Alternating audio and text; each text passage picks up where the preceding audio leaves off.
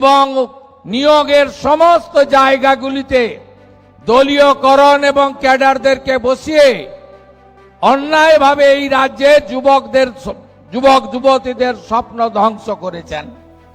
বড় বড় কথা বলে যারা সোশ্যাল মিডিয়ায় দিচ্ছেন বিচলিত হবেন না।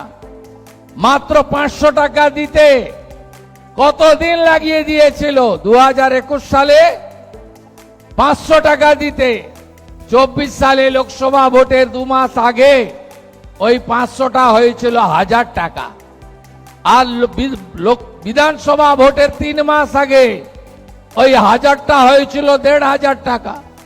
বেছে বেছে ভারতীয় জনতা পার্টির কর্মী সমর্থকদের এবং 2019 সালে যেখানে যেখানে বিজেপি জিতেছিল সেখানকার মহিলাদেরকে তারা তাদের বিগত দিনের যে 500 টাকার লক্ষ্মীর ভান্ডার যা প্রথমে পর্যন্ত 1,52,00,000 লোক পেত, আজকে সেই জায়গায় আমাদেরকে বঞ্চিত করেছে। তাই আপনারা বিচলিত হবেন না। যারা ভারতীয় জনতা পার্টি করার জন্য বিগত সরকারের আমলে বঞ্চিত হয়েছেন, এই সরকার তাদেরকে অগ্রাধিকার দেবে।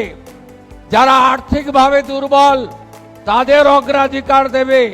এবং আমি বলে গেলাম, ওই বড় করে মিডিয়ার সামনে দাঁড়িয়ে লেকচার দিলে শুভেন্দু অধিকারী মাথা নত করার লোক নয়। আমি স্পষ্ট জনমত পেয়েছি।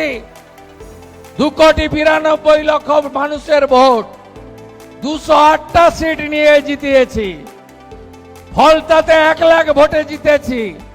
আবার নন্দীগ্রামে উপনির্বাচন, আবার রেজিনগরে উপনির্বাচন, আবার প্রমাণ হয়ে যাবে যে মানুষ নরেন্দ্র মোদীজির সঙ্গে আছে, বিজেপির সঙ্গে আছে।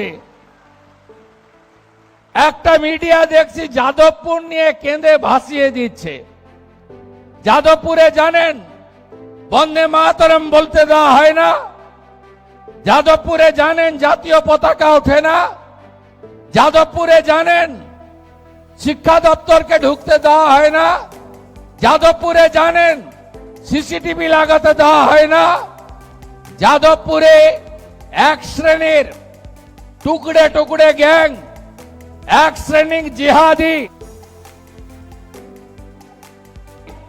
যারা রাষ্ট্রবিরোধী, যারা 26শে জানুয়ারি 15ই আগস্ট পালন করে না, বন্দে মাতরম গাইতে দেয় না, তাদের পক্ষ নিয়ে যতই ওই মিডিয়ার গ্রুপ লিখুন না কেন, আমরা যাদবপুরের ভিতরে এবং বাইরে জাতীয়তাবাদকে প্রতিষ্ঠা করবই।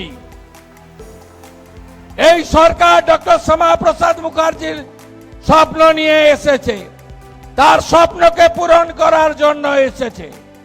এখানে রাষ্ট্রবাদ, এখানে ভারতীয় সংস্কৃতি, এখানে সনাতন সংস্কৃতি, এখানে বন্দে মাতরম, এখানে তেরঙ্গা জাতীয় পতাকা, এখানে জনগণ মন অধিনায়ক, এখানে ঋষি বঙ্কিমচন্দ্র, এখানে নেতাজি সুভাষচন্দ্র বসু, এখানে রবীন্দ্রনাথ ঠাকুর, এদিকে মা কালী কালীঘাটের, ওদিকে দক্ষিণেশ্বর মন্দির, ওদিকে বাবাধাম তারকেশ্বর ধাম।